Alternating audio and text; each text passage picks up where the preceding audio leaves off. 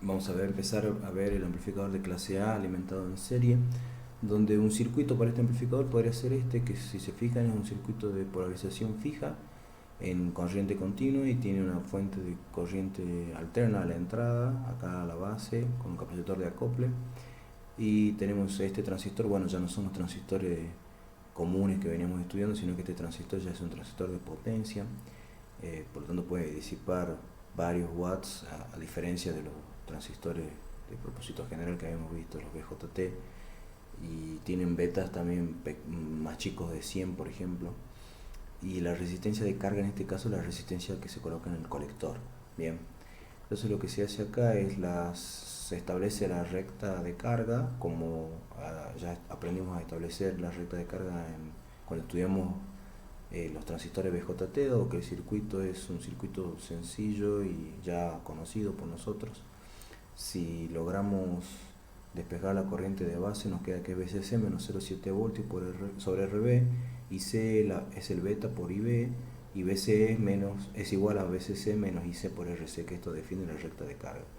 La tensión máxima acá es VCC, la corriente colector máxima es VCC sobre RC, y el punto de operación, el punto quiescente Q, se establece cuando se intersecta la recta de carga con la curva que corresponde a la corriente de base del punto Q. Eso determina ICQ y BCQ. Como la operación en corriente alterna se tiene, si tenemos acá la recta de carga, ubicamos el punto Q de trabajo y tenemos que una variación en la señal de entrada, lo que va a hacer es, acá se puede observar que la corriente de base va a oscilar, debido a que va a oscilar esta señal de entrada que es alterna, y va a hacer que el punto Q se mueva sobre la recta, bien, y eso conlleva a que también se manifieste una variación en la tensión colector emisor acá, como puede apreciarse según la gráfica, y también una variación de la corriente de colector.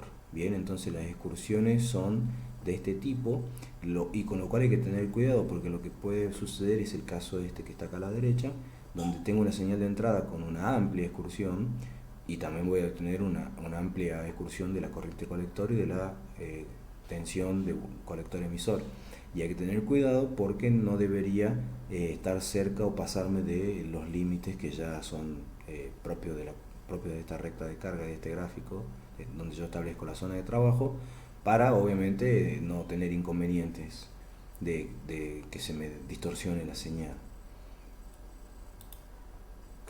Tenemos que la potencia de entrada se le atribuye a la fuente de alimentación, que sería VCC por la corriente de colector en el punto quiescente.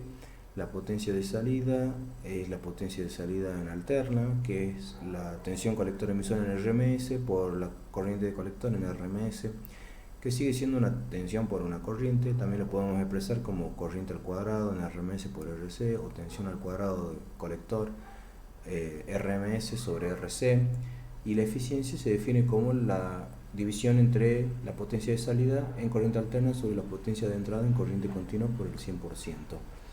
Tenemos que la tensión colector emisor pico a pico máximo es VCC, eso sería el valor máximo como vimos en la gráfica anterior.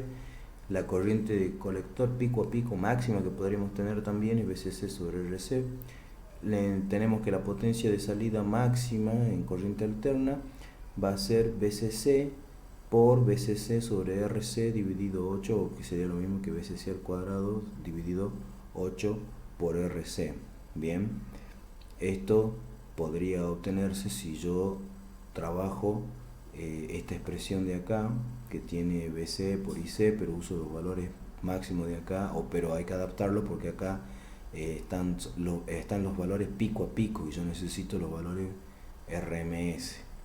Pero se llega a esta expresión donde la potencia de salida máxima en corriente alterna es VCC al cuadrado sobre 8RC. La potencia de entrada máxima en CD va a ser VCC, y la ICQ máxima sería la que determinaría en este caso la potencia de entrada máxima. Bien, la potencia de entrada máxima también se puede expresar como VCC por la IC máxima, sería VCC sobre RC sobre 2. Bien, que eso lo pueden sacar de acá, de esta expresión. Y acá queda que es VCC cuadrado dividido 2RC. Si yo hago el cociente entre esta expresión de acá y esta expresión de acá, me queda que la eficiencia máxima es del 25%. Entonces es una eficiencia muy baja y esto sería una eficiencia teórica ideal. Por lo tanto, en la práctica puedo esperar una eficiencia menor todavía. Entonces hay que tener en cuenta de que es muy poco eficiente.